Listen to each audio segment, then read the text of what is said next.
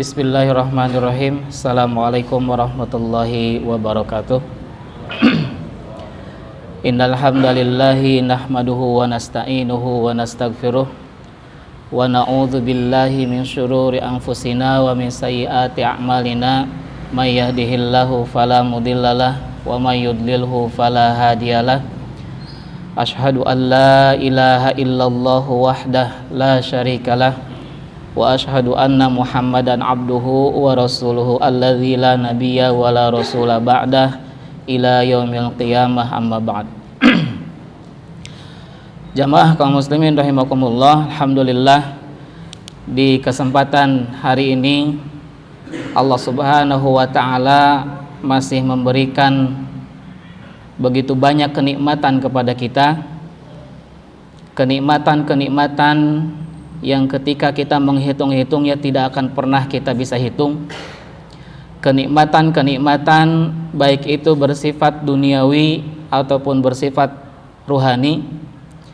Dan di antara kenikmatan yang besar adalah sampai sekarang Allah Subhanahu wa taala masih memberikan jatah usia kepada kita. Kenikmatan hidup yang terkadang banyak di antara kita lupa bahwa sampai saat ini kita hidup adalah nikmat dari Allah Subhanahu wa taala. Makanya Rasul sallallahu alaihi wasallam mencontohkan ketika bangun tidur ada zikir atau doa yang dibaca, alhamdulillahilladzi ahyana ba'dama amatana wa ilaihin nusyur. Kemudian kenikmatan-kenikmatan yang hanya diberikan khusus kepada hamba-hamba Allah pilihan, di antaranya kenikmatan sholat subuh berjamaah, kemudian kenikmatan kita berkumpul di majlis ilmu, di tempat yang dimuliakan oleh Allah Subhanahu wa taala. Kenikmatan ini tidak Allah berikan kepada semua hamba Allah, tidak Allah berikan kepada semua makhluk Allah, tetapi diberikan hanya kepada orang-orang pilihan.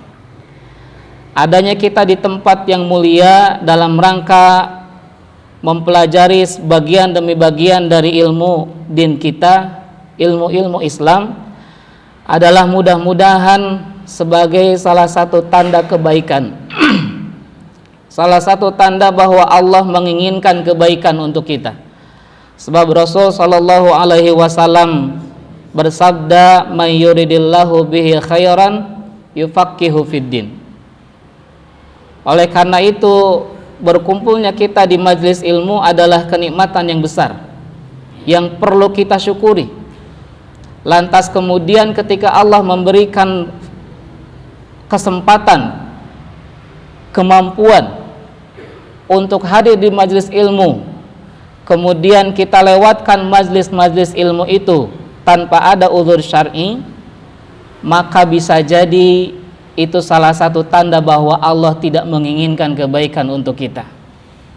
Allah sudah sediakan peluang-peluang besar untuk menambah ilmu-ilmu kita, tetapi kita lantas kemudian tidak heres, tidak semangat untuk menghadiri majelis-majelis ilmu. Itu adalah warning, adalah peringatan untuk hati kita, jangan-jangan kita tidak suka dengan kebaikan yang Allah berikan.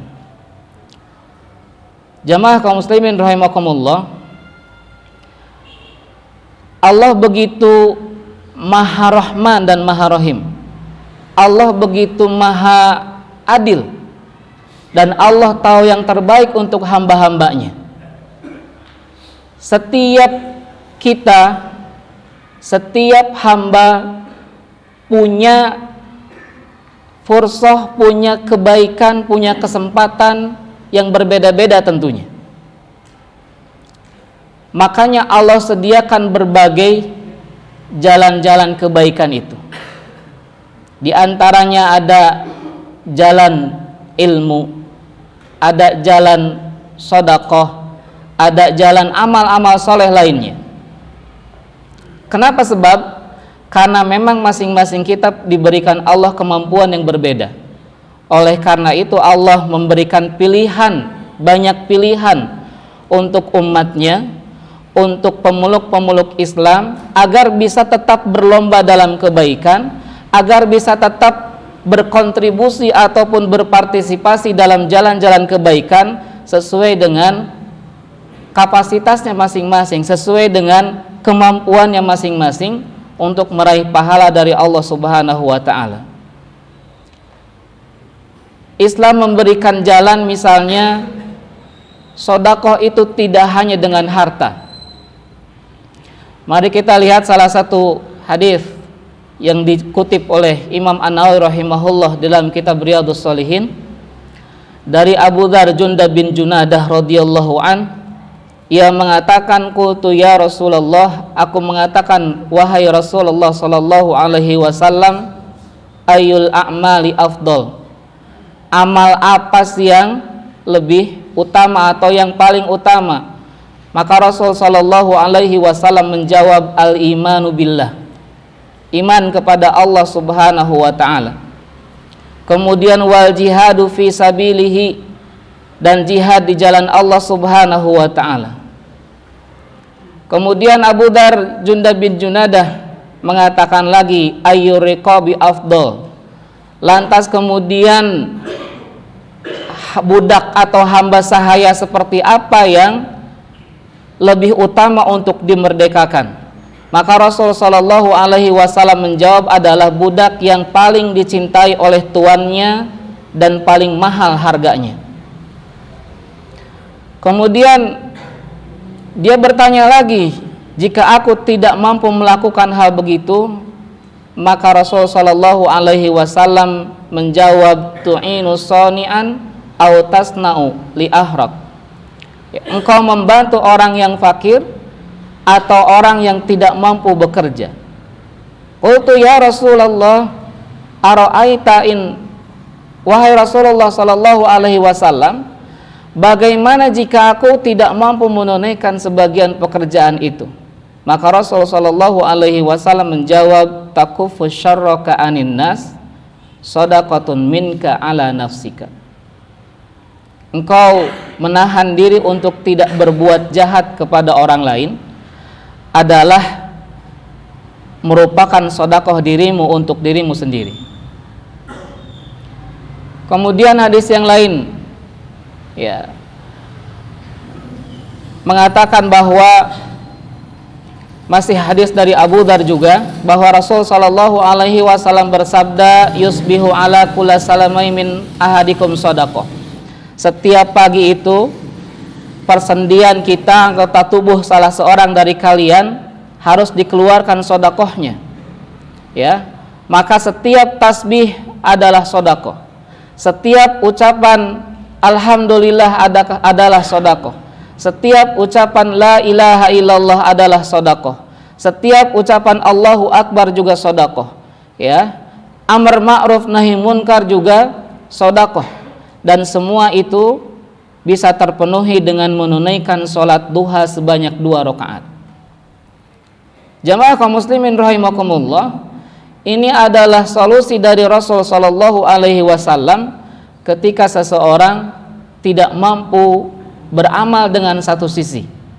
Hadis yang pertama tadi, ketika Abu Dzar Jundab bin Junadah bertanya kepada Rasulullah sallallahu alaihi wasallam, ayul a'mali afdal, amal apa yang paling utama? Maka ucapan atau jawaban Rasulullah sallallahu alaihi wasallam, al-imanu wal jihadu fi sabilihi.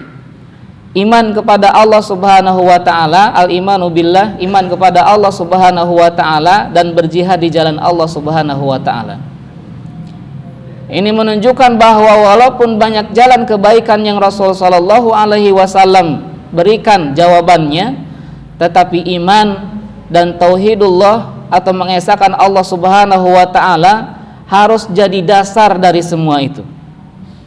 Jangan sampai berbagai macam kebaikan yang kita lakukan, amal-amal besar yang pahalanya besar dari Rabb yang maha besar, kemudian kita rusak dengan tidak adanya iman kepada Allah atau rusaknya tauhid kita kepada Allah Subhanahu wa taala. Makanya salah satu syarat diterimanya amal adalah niatnya yang ikhlas. Jamaah kaum muslimin rahimakumullah. Kemudian di hadis yang kedua ya dikatakan bahwa kalimat tasbih, kemudian kalimat tahlil, takbir, ya, itu adalah juga bentuk sedekah. Amar ma'ruf nahi mungkar, yang itu menjadi tugas kita sebagai muslim, ya. Sebagai muslim kita punya tugas beramar ma'ruf nahi munkar, dan itu kita lakukan dalam setiap kapasitas kita sebagai apapun itu, ya. Itu juga adalah sedekah. Jadi jangan berkecil hati ketika misalnya kita punya pendapatan material atau pendapatan bulanan yang kurang memadai untuk berinfak dari sisi materi, untuk bersedekah dari sisi materi, maka ada jalan-jalan lain untuk kita bersedekah atau untuk kita beramal soleh. Bahkan berserinya wajah kita kepada saudara kita itu adalah juga sedekah, ya. Jadi jamaah kaum muslimin rahimakumullah, sampai-sampai senyumnya kita, berserinya wajah kita kepada saudara kita adalah sedekah. Yang dimaksud saudara adalah saudara sesama muslim, saudara sesama orang-orang yang beriman. Jadi bukan hanya sekedar saudara kandung, bukan hanya sekedar saudara satu lembaga, bukan hanya sekedar saudara satu pondok, satu ma'had, ya. Lantas kemudian ketika kita bertemu yang tidak satu lembaga, wajah kita tidak berseri-seri karena tewawuh gitu, ya, karena nggak kenal. Bahkan sampai-sampai sering kita lihat atau sering ada cerita bahwa ketika bertemu dengan saudaranya di jalan, kemudian diucapkan salam, saudaranya lantas seolah-olah tidak mendengarnya, tidak menjawabnya, ya, disapa di jalan dengan senyuman juga pura-pura tidak melihatnya. Maka jangan sampai itu terjadi pada kita, yang kita mengaku bahwa banyak di antara kita mengaku bahwa kita merasa kurang dari sisi materi, sehingga kita tidak mampu berkontribusi, berpartisipasi untuk jalan kebaikan melalui sedekah, melalui harta. Tapi sedekah-sedekah yang lainnya pun lantas kita tinggalkan, ya. Zikir subhanallah walhamdulillah wala ilaha illallah wallahu akbar juga jarang kita ucapkan. Sepanjang misalnya ketika perjalanan kita menuju satu tempat, banyak di antara kita yang lalai untuk berzikir kepada Allah Subhanahu wa taala, padahal itu adalah bernilai kebaikan atau bahkan bernilai sedekah. Dan semua nilai-nilai sedekah yang tadi disebutkan bisa terpenuhi dengan 2 rakaat sholat duha, ya. Yang dimana kita pun sering lupa, banyak di antara kita sering lupa bahwa ada kesempatan melakukan sholat duha dari pagi sampai menjelang siang, ya. Kesempatan itu sangat lebar dan luas, ya. Tetapi banyak di antara kita yang lupa, bahkan sering asik dengan dunianya masing-masing, yang bahkan aktivitas dunianya itu bisa jadi tidak bernilai atau tidak bermanfaat, baik manfaat untuk sisi duniawi atau manfaat untuk sisi ukhrawi. Banyak di antara generasi muda kita misalnya lebih asik dengan ML-annya, ya, akrab dengan bahasa yang begituan, ya, double kill, naon deui gitu, ya. Dan bahkan di antara generasi muda kita lebih banyak aktivitas-aktivitas misalnya bermedia sosial pun yang tidak ada manfaatnya, bahkan untuk dunianya dia sendiri. Hanya apa, misalnya hanya stalking, kepo-kepo, ya, scroll, tahu-tahu 2 jam, tahu-tahu habis isya scroll, tahu-tahu jam 10, habis jam 10, ya, dan lain sebagainya. Bahkan ada yang di antara sebagian pemuda kita yang terkena sindrom susah tidur, akhirnya larinya main PUBG, main ML. Ketika ditanya kenapa jam segini antum belum tidur, karena anak susah tidur, jadi anak main HP agar bisa cepat tidur, ya. Ini adalah salah satu masalah yang terjadi di antara kita, bahwa banyak di antara kita melewatkan kesempatan-kesempatan kebaikan-kebaikan yang Allah dan Rasul sallallahu alaihi wasallam berikan, ya. Yang Allah berikan setiap hari, masing-masing kita punya satu hari satu malam untuk melakukan amal-amal kebaikan. Yang kebaikan itu mampu kita lakukan sebenarnya, tapi terkadang kita lupa bahwa itulah kesempatan dari Allah Subhanahu wa taala. Tapi jamaah kaum muslimin rahimakumullah, sekali lagi jangan sampai amal-amal kebaikan yang bahkan kita kerjakan dengan peluh, dengan berkeringat, bahkan berurai air mata melakukan kebaikan-kebaikan itu, amal-amal besar yang dilakukan, sedekah misalnya yang pahalanya bisa berlipat ganda dari Allah Subhanahu wa taala. Kemudian misalnya taklim atau belajar mengajar, ya. Kemudian juga bahkan dakwah di jalan Allah Subhanahu wa taala, amar ma'ruf nahi munkar, itu semua kita lakukan bukan karena Allah Subhanahu wa taala, bukan ikhlas karena Allah Subhanahu wa taala. Tapi misalnya kita lakukan semua itu dengan ABS atau ATS, ya. Asal bapak senang, asal bos senang, atau ATS, asal terlihat soleh. Yang jamaah kaum muslimin rahimakumullah sering disampaikan oleh asatid kita atau sering kita dengar bahwa ada orang-orang yang melakukan amal soleh, yang dia belajar, kemudian mengajarkan Al-Quran bahkan, kemudian Allah Subhanahu wa ta'ala tanya dan jawabannya adalah seolah-olah ikhlas karena Allah Subhanahu wa ta'ala, semua itu dilakukan karena engkau ya Allah. Kemudian Allah bilang kadzabta, dusta engkau.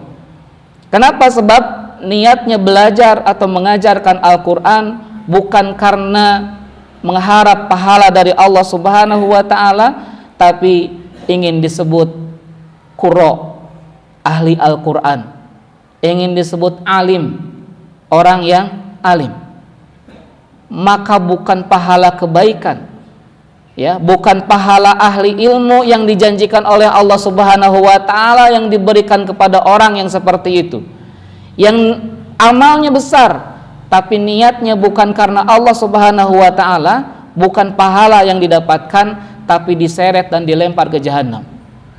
Oleh karena itu jamaah kaum muslimin rahimakumullah, senantiasalah untuk ingat dalam setiap amal kebaikan yang akan kita lakukan, ikhlas karena Allah Subhanahu wa ta'ala, ya.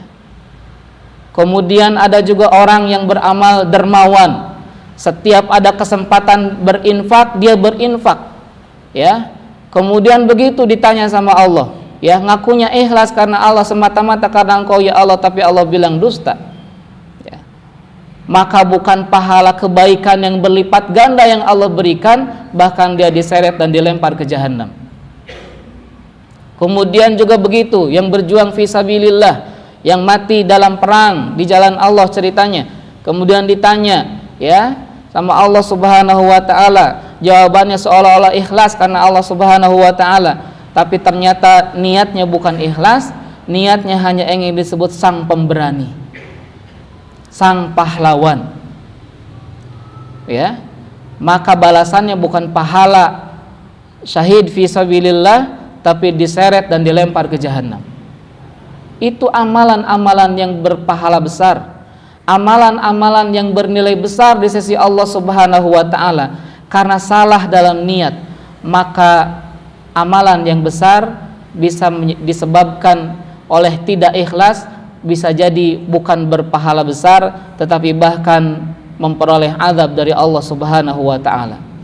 Begitupun dalam aktivitas kita beramar ma'ruf nahi munkar. Jangan sampai kita melakukan aktivitas amar ma'ruf nahi munkar, amal-amal soleh yang lainnya pun, ya, bukan ikhlas karena Allah Subhanahu wa ta'ala. Asal dilihat oleh orang lain sebagai aktivis Islam, asal dilihat oleh orang lain sebagai ustadz, asal dilihat oleh orang lain sebagai orang soleh, atau asal mendapat apresiasi dari kiadah atau pimpinan, asal dapat apresiasi dari bos, maka kita melakukan kebaikan-kebaikan itu, bisa jadi bukan pahala yang kita dapatkan. Wal iyadzubillah. Jamaah kaum muslimin rahimakumullah, ya, begitulah Allah Subhanahu wa taala dan Rasul sallallahu alaihi wasallam menerangkan kepada kita banyak jalan kebaikan. Dan begitulah kita lihat para sahabat radhiyallahu anhum ajmain ketika diberitahukan tentang kebaikan-kebaikan oleh Rasul sallallahu alaihi wasallam, mereka langsung berlomba-lomba. Bagaimana seorang Tolhah yang punya kebun kesayangan di samping Masjid Nabawi, ketika mendengar tentang keutamaan berinfak atau bersedekah, lantas Tolhah pun langsung segera mengabarkannya kepada Rasulullah sallallahu alaihi wasallam. Ketika mendengar ayat lan tanalul birra hatta tunfiqu mimma tuhibbun, langsung dikabarkan, ya Rasulullah, inilah kebun terbaik saya, inilah kebun yang paling saya sayangi. Ya, langsung diserahkan kepada Rasul sallallahu alaihi wasallam, terserah engkau mau diapakan, mau dikemanakan. Ya, begitupun sahabat-sahabat yang lain ketika ditarghib oleh Rasul sallallahu alaihi wasallam untuk melakukan kebaikan-kebaikan, langsung saat itu juga, gak pakai GPL ya, kalau kadang mudah, gak pakai lama, temake engke, langsung saat itu juga. Ya, jamaah kaum muslimin rahimakumullah, sampai saat ini Allah berikan kesempatan, kemampuan, ya, dan kemauan kepada kita, kesempatan untuk menuntut ilmu, kesempatan untuk beramal soleh, ladang-ladang pahala ada di depan mata kita, ya, melaksanakan tugas-tugas kita sebagai seorang muslim, sebagai agen-agen dakwah, sebagai agen-agen perubahan ada di depan kita dengan berbagai kapasitas kita masing-masing, dengan berbagai potensi yang kita miliki masing-masing. Maka gunakan semua itu untuk menjalankan perintah Allah Subhanahu wa taala, menjalankan kebaikan, dan niatkan dengan ikhlas, ya, dan lakukan dengan itqan, dengan profesional. Profesional itu pertanggungjawabannya bukan hanya sebatas pada pimpinan, tapi pada Allah Subhanahu wa taala. Setiap waktu yang kita lalui akan dimintai pertanggungjawaban oleh Allah Subhanahu wa taala. Ya, banyakkah kebaikan yang kita lakukan, atau banyakkah keburukan yang kita lakukan, atau banyakkah kita lewatkan waktu hidup kita dengan sesuatu yang tidak ada faidahnya sama sekali, bahkan untuk dunia kita sekalipun. Ya, mudah-mudahan Allah Subhanahu wa taala memberikan taufik kepada kita agar kita semua bisa semangat, bisa berlomba-lomba dalam setiap kesempatan melakukan kebaikan, dimanapun, sebagai apapun, dalam kondisi apapun. Jangan sampai ketika kita jadi top leader kemudian kita semangat, kemudian ketika kita dimundurkan lantas kita jadi hoream, tahu hoream ya, malas, sehingga aku sudah tidak kepake lagi, ya, sehingga hese maju ge, gitu ya. Jangan sampai ketika ada di atas kemudian kita berapi-api, berkobar semangat kita bagaikan semangat perjuangan 45, ketika kita dimundurkan dari posisi depan lantas kita kecewa, melempem, ya, melehoi dan lain sebagainya, dengan berbagai kondisi, alasan dan kondisi, dengan berbagai hujah, dengan berbagai hilah dan lain sebagainya, ya. Jadilah kita orang-orang yang semangat sebagai apapun, dalam kondisi apapun. Mudah-mudahan Allah berikan taufik kepada kita untuk senantiasa beramal soleh sampai akhir hayat kita, dan mudah-mudahan Allah Subhanahu wa ta'ala pun mengumpulkan kita sampai di jannah Allah Subhanahu wa ta'ala yang penuh dengan kenikmatan. Mari untuk saling mengingatkan di antara kita, untuk saling mengingatkan, tidak perlu status berlabel SS, DD, MM dan lain sebagainya, ya. Tidak perlu berstatus Ustadz, Syekh, Habib, Kiai dan lain sebagainya. Untuk saling mengingatkan, tentu kita bisa untuk saling mengingatkan dengan kapasitas kita masing-masing, dengan kondisi kita masing-masing, dan sesuai dengan siapa yang diingatkan. Jangan menunggu antum khatam, belajar durusul lughah, baru kita semua saling mengingatkan. Jangan sampai antum nunggu hatam hafal 30 juz Al-Quran baru antum mau mengingatkan. Jangan sampai nunggu selesai murojaah tafsir Ibnu Katsir baru jeung belajar lagi encan gitu ya, baru saling mengingatkan. Apa yang kita bisa ingatkan, mari saling mengingatkan. Karena jangan sampai kita menjadi orang-orang yang ceritanya soleh tetapi tidak peduli dengan lingkungan kita, tidak peduli dengan teman kita. Kita tahu teman kita melakukan kesalahan, kemaksiatan, tapi kita tidak meluruskannya. Bahkan hanya sebagai obrolan di warung kopi saja. Oh si fulan orangnya begitu loh. Si anu loh. Kieu orangnya teh geningan gitu ya. Tapi tidak diingatkan. Kalau tidak mampu mengingatkan langsung, ingatkan dengan misalnya surat kaleng kek gitu ya, japri dengan nomor yang lain kek gitu ya, atau minta tolong orang yang disegani orang melakukan kesalahan untuk meluruskan kesalahannya kek gitu ya. Karena jangan dikira kesolehan kita tidak akan dimintai pertanggungjawaban ketika kita tidak ikut mensolehkan orang lain. Ketika kita tidak ikut untuk memaslahat atau mengislah, meluruskan kesalahan orang lain, jangan dikira itu tidak ada pertanggungjawabannya. Jadi kalau kita melihat teman kita melakukan sudah mulai bengkok, diingatkan, diluruskan, ya. Walaupun konsekuensinya mungkin teman kita jadi kurang suka, jadi jaga jarak, gitu ya. Tapi itu konsekuensi dari amar ma'ruf nahi munkar. Jangan pernah kita mau mencari keridhaan seluruh manusia. Kita mau bahwa orang-orang tuh suka semua sama kita, angkat jempol sama kita semua. Gak mungkin. Keridhaan manusia itu ghayatun la tudrak, satu tujuan yang tidak pernah engkau dapatkan. Bisa jadi sebelah sini suka, sebelah sini jadi gak suka, ya. Belakang suka, depan gak suka. Begitulah keridhaan manusia. Jadi jemaah kaum muslimin rahimakumullah, mari kita mulai untuk melakukan jalan-jalan kebaikan dari hal yang terkecil, dari sekarang dan dari diri kita sendiri.